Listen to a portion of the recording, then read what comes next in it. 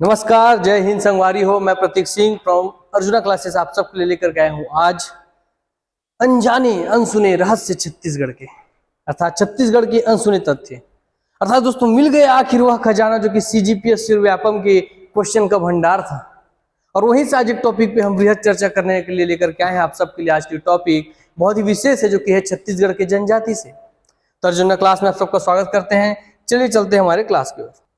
दोस्तों, पहाड़ी कोरवा जनजाति, सर आप सबको पता ही होगा सर, केंद्र सरकार ने छत्तीसगढ़ की 5 जनजातियों को गोद ले लिया है। गोद इन द सेंस कि सर उन्हें विशेष पिछड़ी जनजाति का दर्जा दे दिया है, जिसमें 5 जनजाति कौन कौन सी है सर आपकी? सर कोरवा, कमार, पहाड़ी कोरवा कमार हो गया, बैगा, बिरहोर, कोरवा, कमार, अबुझ माड़िया। दोस्तों, उसी 5 विशेष पिछड़ी जनजाति में जो बैगा, बिरहोर, कोरवा, कमार, बुझमाड़ी में जो कोरवा जनजाति है, अर्थात कोरवा के ही 2 हिस्से हैं, पहाड़ी कोरवा और दिहाड़ी कोरवा। तो उसी कोरवा जनजाति के ऊपर आज हम चर्चा करने वाले हैं दोस्त। मगर इसमें सर हम जहां भी पढ़ते हैं सर, जब कोरवा जनजाति और इसके 2 उपवर्ग हैं, एक पहाड़ी कोरवा और एक दिहाड़ी कोरवा, तो मगर हम लोग हर जगह पहाड़ी कोरवा ही पहाड़ी कोरवा क्यों सुनते हैं दोस्तों? क्योंकि पहाड़ी कोरवा और दिहाड़ी कोरवा में जो पहाड़ी कोरवा है वो और ज्यादा दुर्लभ है, वो और ज्यादा पिछड़ी हुई है, इसलिए उनको समाज की मुख्य धारा बनाना जरूरी है ना। और दोस्तों, आपको बता दें कि जिनको भी केंद्र सरकार द्वारा ऐसे विशेष पिछड़ी जनजाति का दर्जा दिया जाता है, वो सारी जनजाति राष्ट्रपति के दत्तक पुत्र कहलाते हैं। ये क्वेश्चन भी पहले पूछा गया है।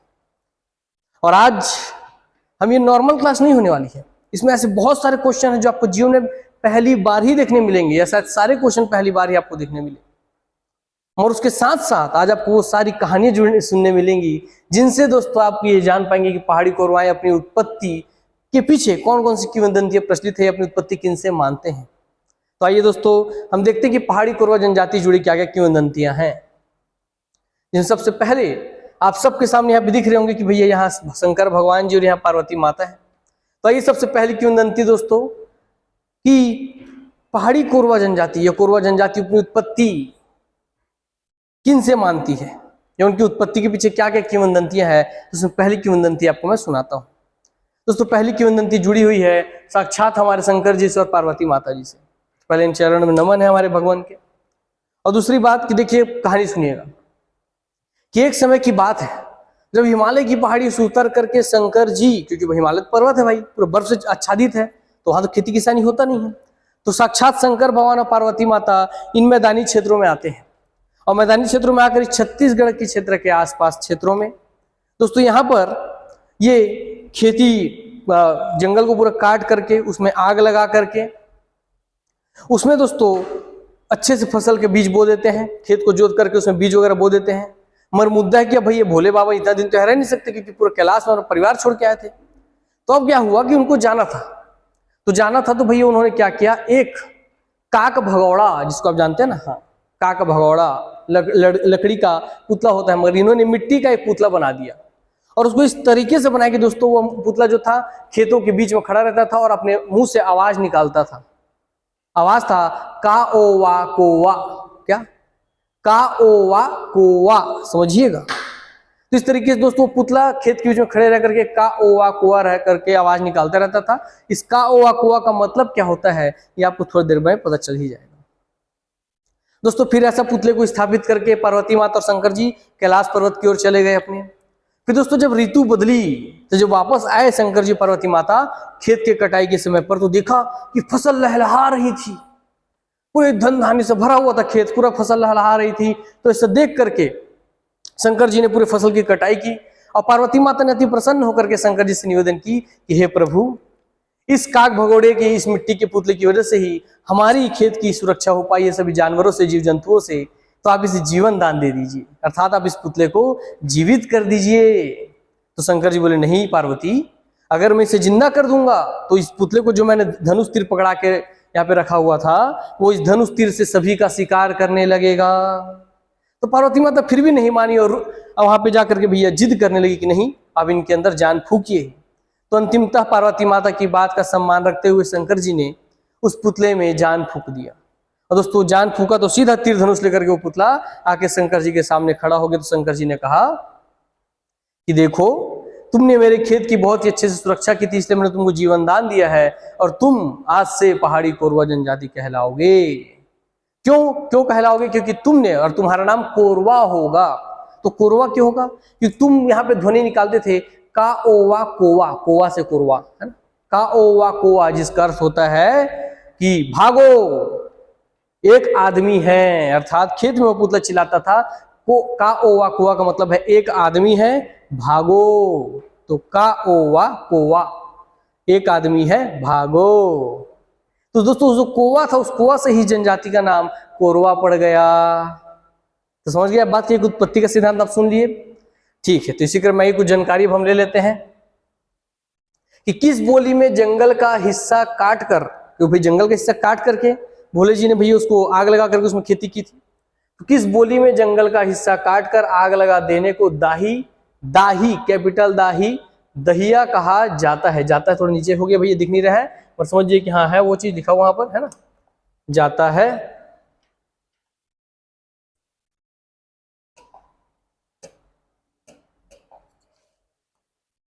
जाता, लिखा जाओ भाई, कहीं नहीं लिखा रहे हो,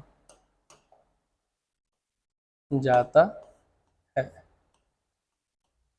ठीक, चल तो बताइए, तो आंसर है, सिंपल सी बात है कि किस बोली में जंगल को हिस्सा काट कर आग लगा देने को दाही या दहिया कहते हैं। तो किस बोली में कहा जाता है कि जंगल को जो आप काट के आग लगा दिए और खेती किए, इस पद्धति को किस बोली में दाही या दहिया कहते हैं? क्या अभी तक आपको पता था? पहली बार ही जानेंगे दोस्तों। इसका सही आंसर है आप सबके लिए कोटबई बोली। और ये क्यों महत्वपूर्ण है एग्जाम के लिए? क्योंकि पहले भी दाही और दहिया प्रथा तो पूछा है, और इसको किस बोली में दोस्तों दाही या दहिया कहते हैं, ये आपको आज पता चला होगा कि कोटिबई बोली में इसे कहा जाता है। चलिए आगे बढ़ते हैं इसी तरीके से। फिर छत्तीसगढ़ में प्रचलित किंवदंतियों के अनुसार किस जनजाति उत्पत्ति काग भगोड़ा से मानी जाती है? आप अलग अलग किंवदंतियां मैं सुनाऊंगी, तो एक किंवदंती हो गई शंकर पार्वती जी वाली, एक और आपकी स्थानीय देवी वाली होंगी, एक और आपकी शंकर जी से जुड़ी हुई एक और होगी, और एक और राम जी और सीता माता जुड़ी हुई है। इन सारी किंवदंतियों में आपको एक चीज कॉमन मिलेगा कि कोरवा जनजाति की उत्पत्ति काक भगोड़ा से मानी जाती है, काग भगोड़ा से। तो ये पूछ सकता है कि छत्तीसगढ़ में प्रचलित किंवदंतियों के अनुसार किस जनजाति की उत्पत्ति काग भगोड़ा से मानी जाती है? तो आप सबके सामने अब आंसर पता है कि कोरवा जनजाति में। मैंने बोला ना, वो खजाना लेकर के आए हैं जहां से आपके पीएससी व्यापक में क्वेश्चन आपको देखने मिलेंगे ही। ऐसे क्वेश्चन आप कितने बुक पढ़े होंगे तो भी आपको नहीं मिला होगा, ये श्योरिटी है मेरा। जितने सारे क्वेश्चन पढ़ाऊंगा सारे क्वेश्चन तो नहीं मिल सकते। आइए आगे बढ़ते हैं, तो बहुत रिसर्च करके लाया गया है। फिलहाल आगे बढ़ते हैं। अब आगे दोस्तों आपकी अगली किंवदंती की बारी है। अगली किंवदंती की बारी में उससे पहले हम आपके सामने एक क्वेश्चन रख देते हैं कि किंवदंतियों के अनुसार ध्वनि का अवा कोवा से कोरवा जनजाति का नामकरण हुआ। देखिए कोवा लिखा ना, इसी कोवा से कोरवा बन गया। इस ध्वनि का अर्थ क्या है? तो इस ध्वनि का अर्थ मैंने आपको कोई किंवदंती में सुनाया था कि एक आदमी है, भागो। तो एक आदमी है, भागो, अर्थात जो खेत में पुतला खड़ा था, ये दिख रहा है आपको, काग भगोड़ा, ये खड़ा होकर ध्वनि निकालता था, तीर धनुष पकड़ खड़ा था और आवाज निकालता था, एक आदमी है, भागो। ताकि खेत में आसपास जो भी जानवर आते थे उनको लगता है कोई चिल्ला रहा है, मतलब कोई ना कोई आदमी है, तो आके फसल को नुकसान नहीं पहुंचाते थे जीव जंतु डर के मारे। तो एक आदमी है, भागो, छुप गया, उसको हम कर देते हैं।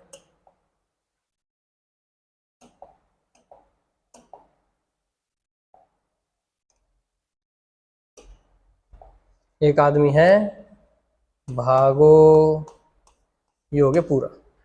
कि का अवा कोवा का मतलब हो गया एक आदमी है, भागो। और ये जो पुतला होता था यही ध्वनि निकालता था, का अवा कोवा। चलिए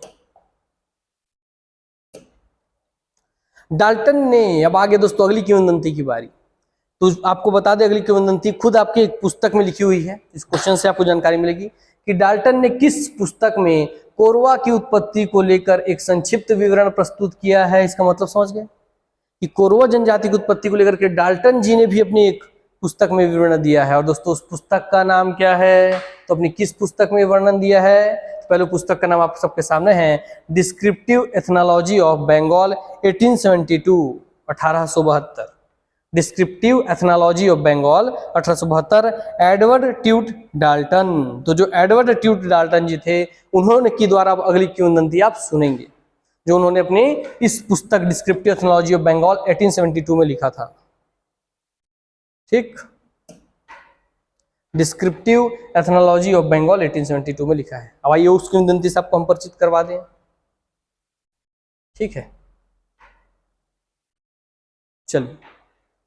डाल्टन जी का कहना है, जो अपनी पुस्तक में उन्होंने लिखा है कि जो सबसे पहला मानव था छत्तीसगढ़ में, जो सबसे पहला मूल मानव आकर के बसा, उसने वो यहाँ पर खेती करता था।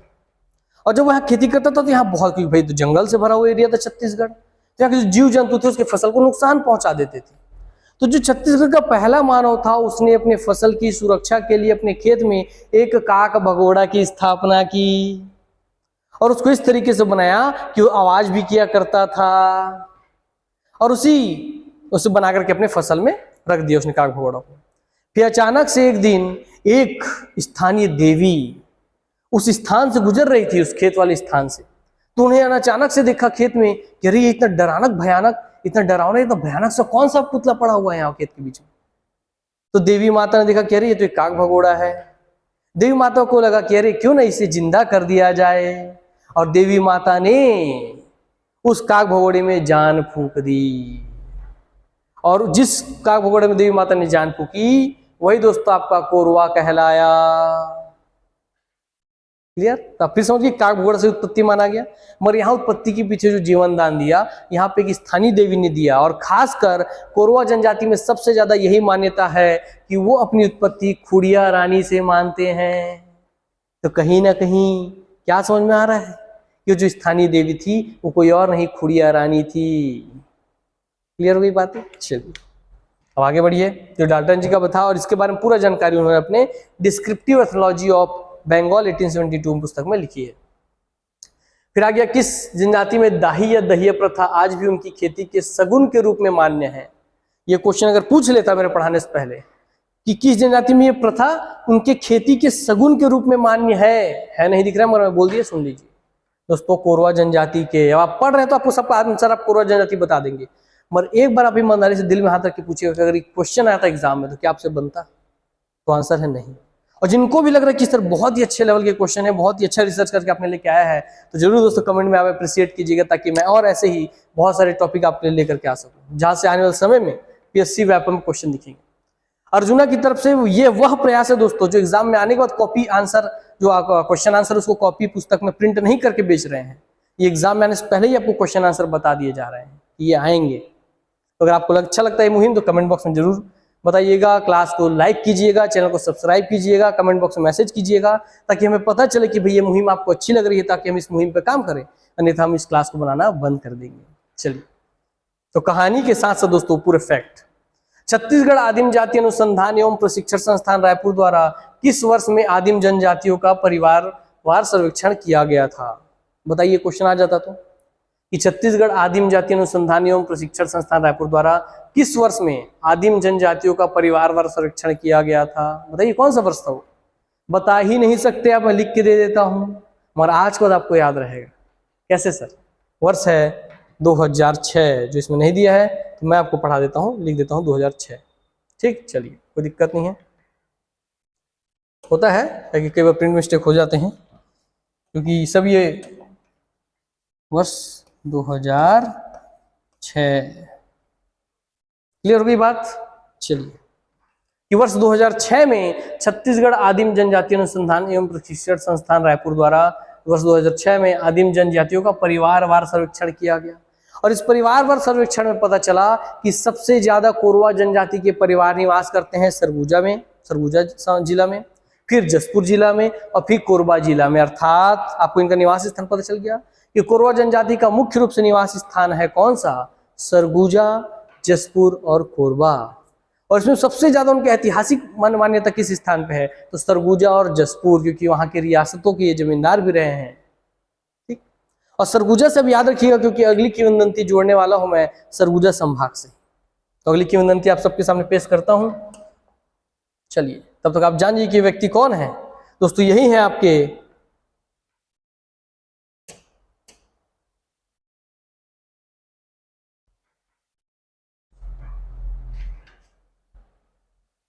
डॉल्टन साहब। तो डॉल्टन साहब की आपने पुस्तक भी देख लिया और खुद डॉल्टन साहब को देख लीजिए, यही आपके डॉल्टन साहब। तो डॉल्टन ने कोरवा जनजाति की उत्पत्ति किस समूह से मानी है? तिन्होंने मानी है अपने पुस्तक में कोलारियन समूह से। बताइए ऐसा क्वेश्चन आता है कि नहीं? व्यक्ति का नाम देकर पूछता है कि नहीं? यस। तो इन्होंने कोलयारियन समूह, जिससे कोल जनजाति आई है, बस उसी से मानी है। और इस कोल को भी याद रखिएगा, इससे भी आपको एक आगे कहानी बताऊंगा मैं। डॉल्टन के अनुसार कोरवा जनजाति की बोली क्या है? तो इनके अनुसार उत्पत्ति कोलयारियन समूह से हुई है और इनके अनुसार बोली है भैया मुंडारी बोली। कौन सी बोली? मुंडारी बोली है इनके अनुसार, है ना, याद रखिएगा। इनका नाम देके पूछे तो स्पेशली रखना, मुंडारी बोली है कोरवा जनजाति की। ठीक, चलिए यह है आपके एडवर्ड ट्यूट डाल्टन साहब। ठीक, चलिए आगे बढ़ते हैं। अब यहां से तो क्वेश्चन आपको मिलते जाएंगे, मगर अब लगातार मैं आपको 2 किंवदंतियां सुना देता हूं। एक किंवदंती जुड़ी हुई है, क्या बोला कि सरगुजा संभाग में इनके सबसे ज्यादा परिवार हैं। और क्यों हैं? तो देखिए इसका ऐतिहासिक महत्व देखिए। जैसे कि आप सबको पता है कि कुछ समय पहले ही हमारे छत्तीसगढ़ में राष्ट्रीय रामायण महोत्सव हुआ था अरण्य कांड के थीम पर। अरण्य कांड मतलब वन कांड की, जब सिया राम जी ने लक्ष्मण जी के साथ वनों में अपने दिन बिताए उस समय को लेकर के, क्योंकि खासकर उसी समय पे ही राम जी और सीता जी वनवास के दौरान छत्तीसगढ़ के प्रवास पर आए हुए थे। तो जब वहां से सीता राम लक्ष्मण जी भैया आ रहे थे, आपके पता ही है, कोरिया जिले सीतामढ़ी हरचौका से होते हुए रामगढ़ की पहाड़ी सरगुजा जिला के आसपास पहुंचे। तो वहां पे सीता माता ने एक खेत में ऐसे ही बड़े से पुतले को खड़ा देखा, काग भगोड़ा वाले पुतले को खेत में फसल की सुरक्षा करते हुए खड़े देखा। तो सीता माता जी ने राम से निवेदन किया कि हे प्राणनाथ, आप इस पुतले को जीवित कर दीजिए। तो राम जी ने उस पुतले को जीवन दान दे दिया। अब समझ रहे, सब जगह काग भगोड़ा और उसको जीवन दान दिया गया किसी न किसी ईश्वरीय शक्ति के द्वारा, ये वर्णन मिलता है। एक किंवदंती ये भी प्रचलित है। एक जगह शंकर जी पार्वती जी ने जीवन दान दिया, उनका ही फसल था। एक जगह भी आपकी स्थानीय देवी ने जीवन दान दिया, उनका फसल, और उस छत्तीसगढ़ के मूल राजा का फसल था। यहाँ पे किसी और का फसल था, पता नहीं किसका, मगर जीवन दान दिया आपके सिया राम जी ने। ठीक है, चलिए, और उस तरीके से आप एक किंवदंती सुन लिए। अब आते एक और किंवदंती जो कि शंकर जी से जुड़ा हुआ है। शंकर जी की एक और किंवदंती आप सुन लीजिए, कोरवा जनजाति से जुड़ी हुई। आपको ऐसे ही विशेष कहानी दोस्तों परिचित कराऊंगा मैं कि शंकर भगवान जब सृष्टि की उत्पत्ति में भिड़े हुए थे, हालांकि सृष्टि की उत्पत्ति या सृष्टि का निर्माण करना तो ब्रह्मा जी का काम है भाई, निर्माण करना ब्रह्मा जी का काम, संचालन करना विष्णु जी का काम, विनाश करना महादेव का काम। मगर यहाँ थोड़ा उल्टा है कहानी कि निर्माण के समय पर शंकर जी जब सृष्टि की रचना करना चाह रहे थे, तो दोस्तों उन्होंने सृष्टि की रचना कर ली। अब सृष्टि को सुंदरमय बनाने के लिए, हालांकि विपरीत है, इंसानों ने सुंदरमय बनाने से ज्यादा तबाही मचाई है, पर फिर भी सुंदरमय बनाने के लिए ईश्वर ने, शंकर जी ने रतनपुर के 2 पहाड़ियों से, ठीक, काला और बाला, 2 पहाड़ी है रतनपुर की, उन पहाड़ियों से दोस्तों अलग अलग 2 मिट्टी लेकर के आए। दोस्तों काला से लेके आया, उसका नाम रख दिया, काला मिट्टी से बना एक पुरुष का निर्माण किया, उसका नाम दिया काला। बाला से लेकर उसका नाम रख दिया बाला। उस काला मिट्टी से बने हुए काला और बाला मिट्टी से बने हुए बाला, मिट्टी का नाम, उस पहाड़ी का नाम कुछ अलग है, मगर आप समझ लीजिए इस तरीके से ही। तो उन जो 2 व्यक्ति बने, उनके लिए, उनके साथ विवाह करने के लिए सिद्धि और बुद्धि नामक 2 स्त्रियों का भी निर्माण किया भोले जी ने। दोस्तों जो काला था और जो सिद्धि थी उनका विवाह हुआ, और जो बाला था और जो बुद्धि थी उनका विवाह हुआ। और जो काला और सिद्धि थी दोस्तों, उनके फिर 3 पुत्र हुए। पहला कोल, पहले पुत्र का नाम था कोल, दूसरे का नाम कोरवा, तीसरे का नाम कोजकू।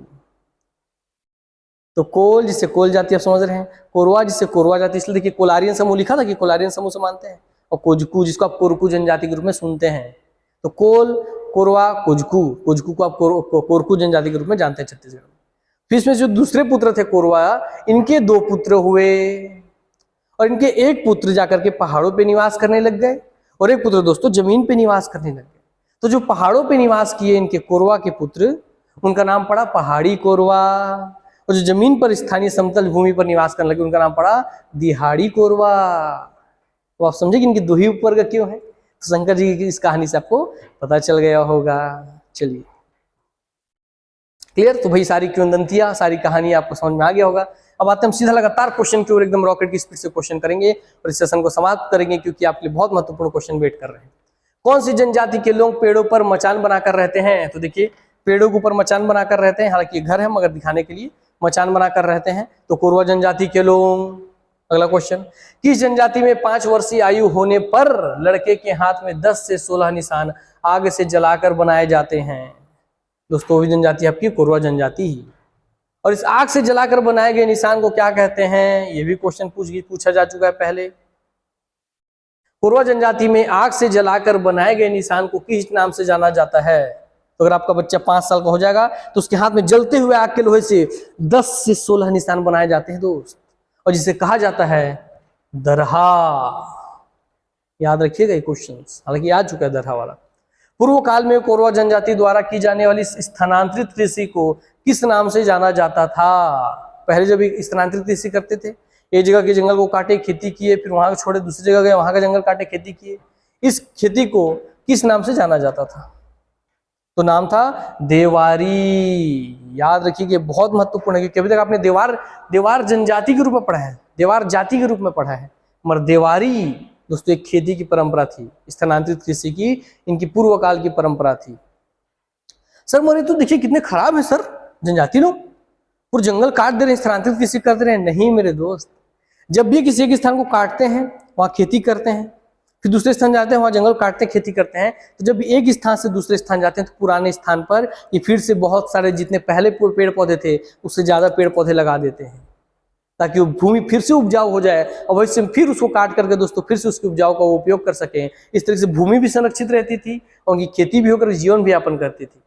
इससे दोस्तों सतत विकास की ओर कार्य करते थे हमारे जनजाति, हमारे जैसे नहीं। हम शहरी हो जैसे मतलब ही नहीं कि बस काम है तो पेड़ काटे घर ले आए, पेड़ लगाने के नाम पे 0 बट्टे सन्नाटा, वैसा काम नहीं था।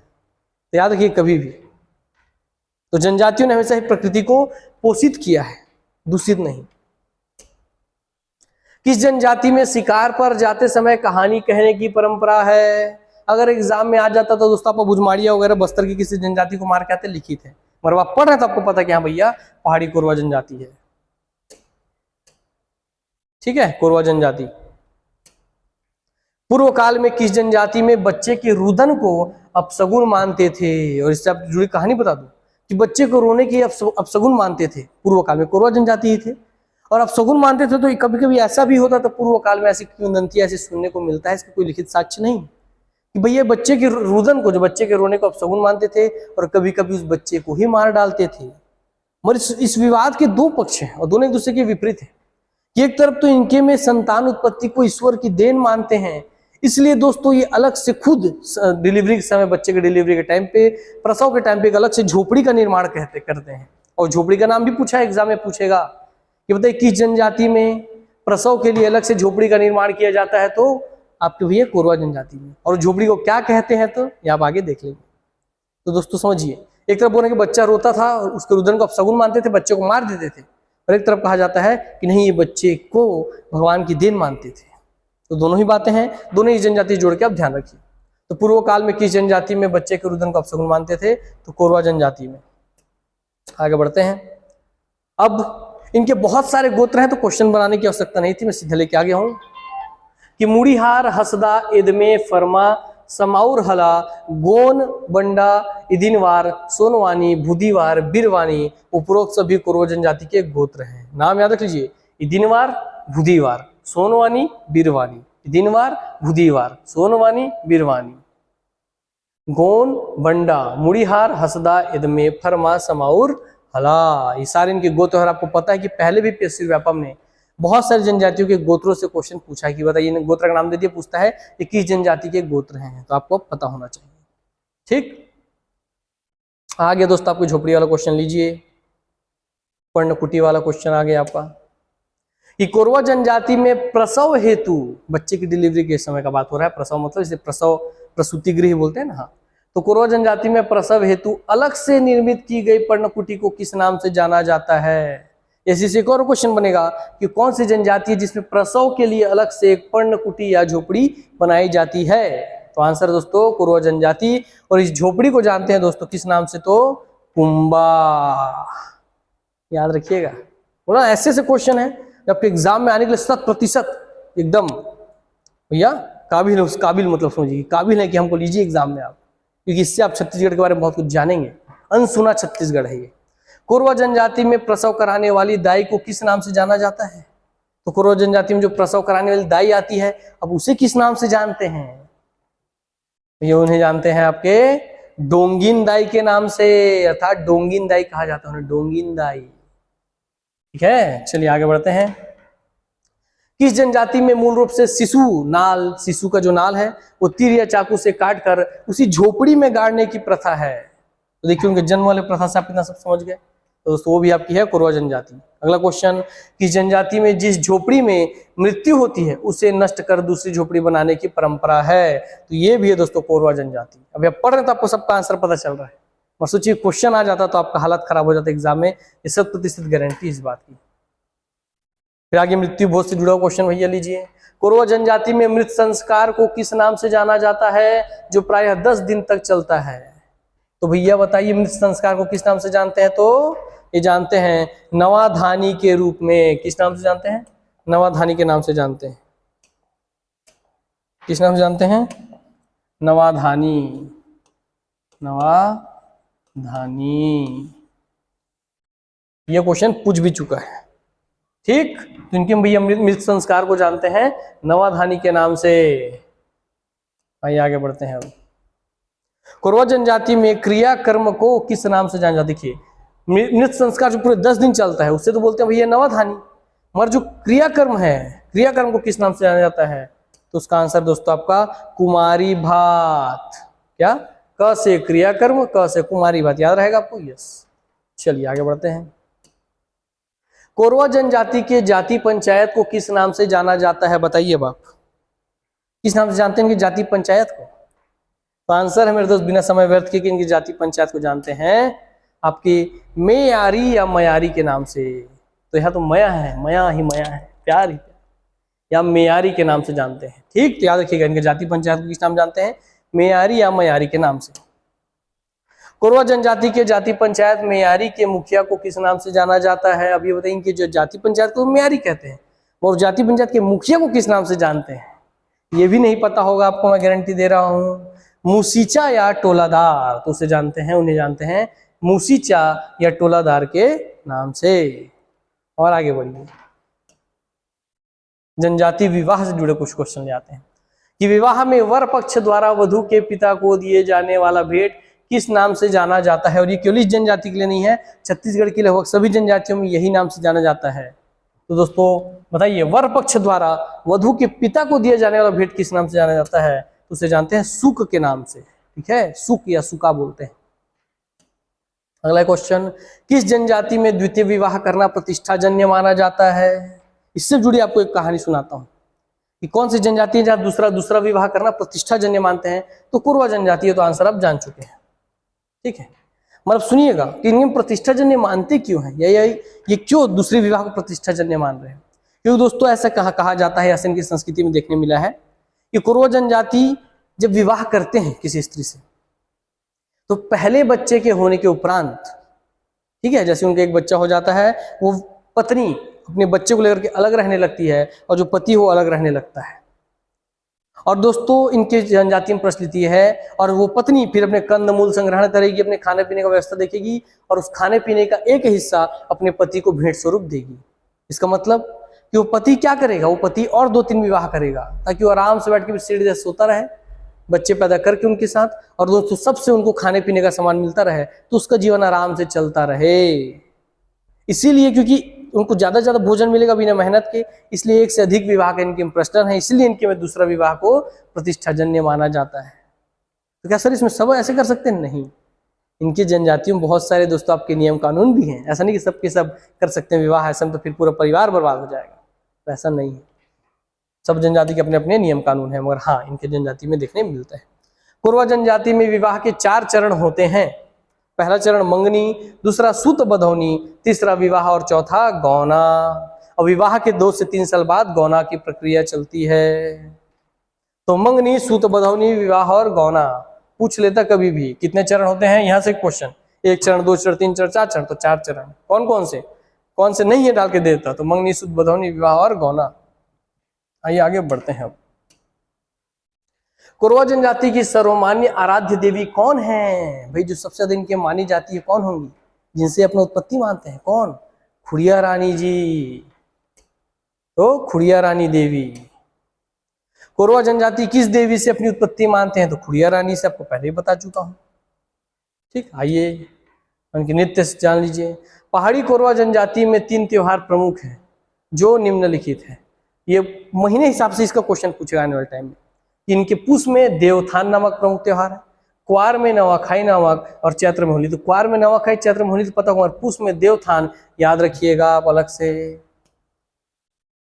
कोरवा जनजाति में भूत प्रेत जादू टोना के जानकार व्यक्ति को किस नाम से जाना जाता है? तो देवार बैगा के नाम से जानते हैं। इनमें खेती को देवारी खेती कहते हैं और जादू टोना के जानकार व्यक्ति को देवार बैगा कहते हैं। बैगा नहीं, देवार लगाना जरूरी है, देवार बैगा कहते हैं। ठीक है, चलिए। कोरवा जनजाति में विवाह के समय हाथ में लाठी या तलवार लेकर रात भर किए जाने वाले नृत्य, ये नृत्य होगा, को जो भयोत्पादक होता है, इतना खतरनाक नृत्य होगा, आदमी एकदम हाथ में तलवार लेके लाठी लेके नाच लो तो आपको डर लगेगा ना।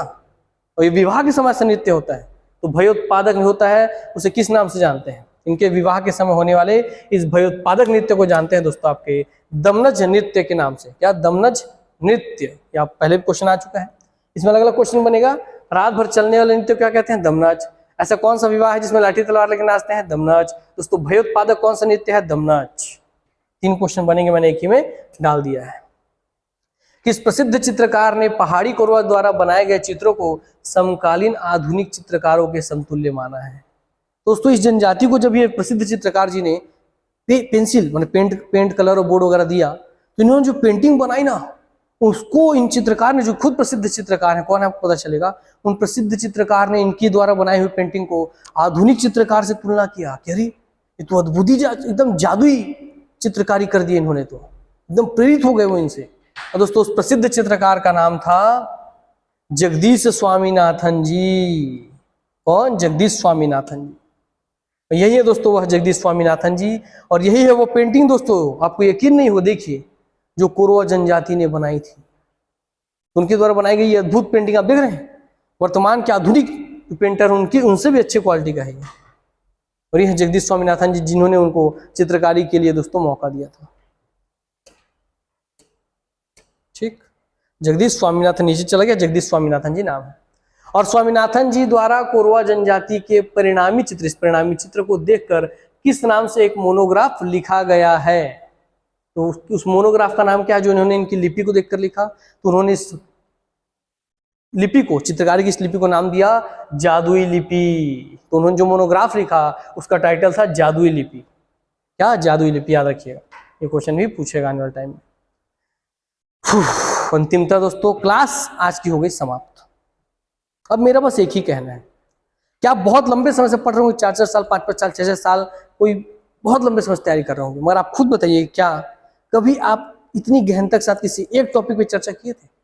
अगर आप खुद सोचिएगा, छत्तीसगढ़ के किसी एक टॉपिक पे आप ऐसा कमांड बना लेते हैं, तो क्या दोस्तों इस तरीके से अगर आप हर टॉपिक को कमांड बना लेंगे तो एग्जाम के आपसे एक भी क्वेश्चन छूटेगा? कि एग्जामिनर एक भी क्वेश्चन कहीं और से दे पाएगा? नहीं दे पाएगा, एक भी क्वेश्चन आपसे छूटेगा ही नहीं। और दिक्कत की बात बस यही है कि दोस्तों आप लोग कभी इतना गहनता से पढ़ते ही नहीं। पढ़ने में कितना ईजी है, कितना आसान है, कहानी के माध्यम से पढ़ लिए, सुन के पढ़ लिए। दोस्तों आप खुद बताइए दिल से कि क्या इसमें से सारे क्वेश्चन आपको आते थे? आज अगर आप ईमानदार है अपने आप को लेकर के तो कमेंट बॉक्स में बताइए कि हाँ सर मुझे सारे क्वेश्चन आते थे, या नहीं सर मुझे सारे क्वेश्चन नहीं आते थे। यस और नो का बारी लगा दीजिए। और क्लास कैसा था दोस्तों? Great, good, better, best, worst, सब आप मैसेज करके बताइए ताकि मुझे समझ में आए कि ऐसा क्लास में आप इंटरेस्टेड हैं या नहीं। मैं इस मुहिम को जारी रखूँ कि नहीं रखूँ, ऐसे और टॉपिक पे अपनी गहन रिसर्च करके दोस्तों आपके लिए लेकर के आऊँ कि नहीं आऊँ क्लास को। अगर आपको पसंद होगा तो क्लास फिर से आएगी किसी और ऐसी मजेदार टॉपिक के साथ, और अगर नहीं पसंद होगा तो इसको हम बंद कर देंगे इस सेशन को। ठीक है, तो जरूर दोस्तों कमेंट कीजिएगा, चैनल को सब्सक्राइब कीजिए ताकि पता चले कि हाँ अर्जुना जो प्रयास कर रहा है उसके वजह से आपको दोस्तों ये पसंद आ रहा है प्रयास। और दूसरा, चैनल को सब्सक्राइब करके बेल आइकन का बटन दबा दीजिए। क्यों? ताकि दोस्तों जब ऐसे क्लासेस आए तो आपको भैया नोटिफिकेशन आए और आप उसको मिस ना करें। शुरुआत में देख के उसको अपने साथ कॉन्सेप्ट क्लियर कर लें। और क्या पता है व्यापम के बहुत सारे होने वाले एग्जाम में यहीं से 2-4 क्वेश्चन आपको देखने भी मिल सकते हैं, क्योंकि आपको पता है छत्तीसगढ़ में जनजाति और छत्तीसगढ़ की हिस्ट्री, ये 2 ऐसे सेक्शन हैं जहां से सबसे ज्यादा क्वेश्चन पूछे जाते हैं। तो दोस्तों अब वेट मत कीजिए, convert your dream into reality with arjuna classes. अपने सपने को साकार कीजिए, सत्य में बदलिए अर्जुना क्लासेस के साथ मिलकर के, अर्जुना क्लासेस की टीम के साथ मिलकर के।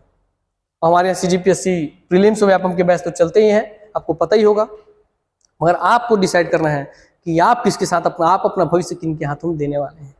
और जरूर इस क्लास से जुड़िए, इस क्लास को शेयर कीजिए, क्लास को लाइक कीजिए दोस्तों, ताकि मुझे पता चल कि मेरी मेहनत आपको रंग ला रही है, ताकि मैं और ऐसे क्लासेस लेके आऊँ। अर्जुना का दोस्तों अब ऐप भी आ गया है। आप प्ले स्टोर में जाएंगे, अर्जुना क्लासेस डिजिटल लिखेंगे तो हमारा ऐप आ जाएगा। उस ऐप में जाके दोस्तों आप ऐप को डाउनलोड कर लीजिए। ये ऐप दोस्तों आपके लिए बहुत ही ज़्यादा बेनिफिशियल होने वाला है, क्योंकि आने वाले समय में इस पर बहुत सारे फ्यूचर प्लान चल रहे हैं, जिसमें आपको फ्री डेली करंट अफेयर के टेस्ट भी उपलब्ध कराने की बातें चल रही हैं। अंदरूनी बात है अकेडमी की, अभी हुई नहीं है, मैं आपको बता रहा हूँ कि तुरंत आप यूट्यूब चैनल वो कर लीजिए, सब्सक्राइब करके दोस्तों बेल आइकन दबा दीजिए और ऐप डाउनलोड करके रख लीजिए।